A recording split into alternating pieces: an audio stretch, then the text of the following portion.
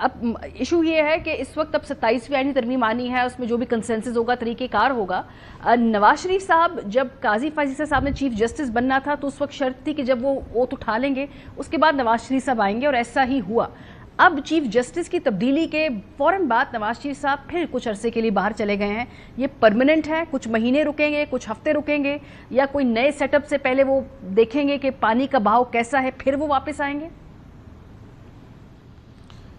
हाँ, देखिए मारिया, बड़े अफसोस से ये बात कहना पड़ती है जो आपने सवाल किया है कि काजी फायज़ ईसा साहब जब आए, लोग कहते थे उस वक्त नवाज शरीफ आएंगे। उससे पहले कौन से चीफ जस्टिस थे? बंदयाल साहब। ठीक है, आप बंदयाल साहब ये वही हैं जो 9-10 मई करने वाले को गुड टू सी यू कहते हैं। ये वही चीफ जस्टिस बंदयाल साहब हैं जिन्होंने आइन को रीराइट किया। ठीक है। ये उससे पहले जो थे खोसा साहब, उससे पहले एजाजुल एहसन साहब जो सीनियर मोस्ट थे, या आज भी एक दो इंतहाई काबिल एहतराम जजेस मौजूद हैं, या साकिब निसार साहब।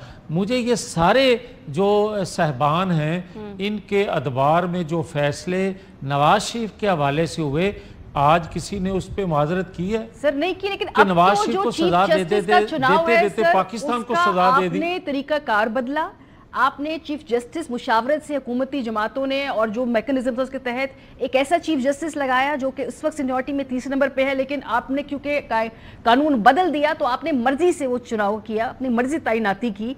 अब नवाज शरीफ साहब बाहर जाकर अभी भी आपको कोई खदशा है? कोई आपका अभी आप कोई कुछ देख रहे हैं फैक्टर्स, इस वजह से बाहर चले गए नवाज शरीफ साहब? नहीं, मैं उनका ड्यू था बाहर जाना। एक दो जगहों पे उनके करीबी रफ़का जो थे, उनके हाँ अफसोस के लिए जाना है, चेकअप के लिए जाना है। और मैं आपको इंशाल्लाह वो फजले ज़िंदगी इंश्योर कर रहा हूँ कि महीनों नहीं हफ्तों में वो वापस भी आएंगे।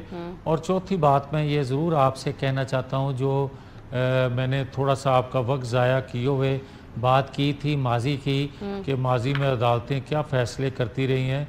ये मारिया, मैं और आप बात तो कर रहे हैं मगर दुनिया पूरी हमारी बात को सुन रही है।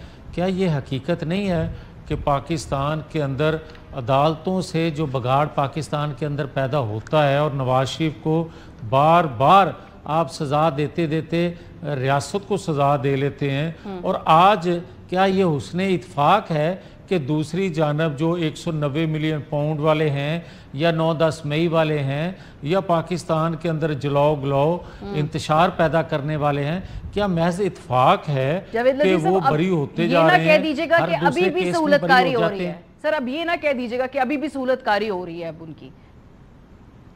मैं बड़े यकीन से आपको कह रहा हूं कि एक डील होती है, एक सहूलतकारी होती है। डील जो होती है वो कुछ अरसे के बाद या फौरी चीज़ों का पता चल जाता है, बेनकाब हो जाती हैं चीज़ें, सबूत के साथ हो जाती हैं। मगर सहूलतकारी बाज़ औक़ात बड़ी देर लग जाती है उस सहूलतकारी को बेनकाब होते हुए। अच्छा। मैं यकीन से आपको कहता हूँ कि आज भी सहूलतकारी मैसर है।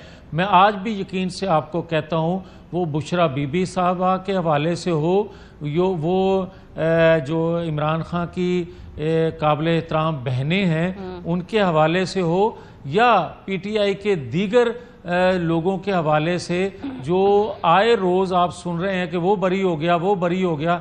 हमारे 10-10 12-12 साल पुराने केसेस हैं मारिया, जो अभी तक ट्रायल उनका शुरू नहीं हो सका, और 2-3 हुकूमतें हमारी आई गई मगर हमारे केसेस वहीं के वहीं खड़े हैं। यानी आप कह रहे हैं कि अभी तक 20 साल पुराने केसेस हैं। पहले भी आपके 18 माह की हुकूमत थी, अब भी आपकी तकरीबन 7-8 माह की गवर्नमेंट है, अभी तक सहूलत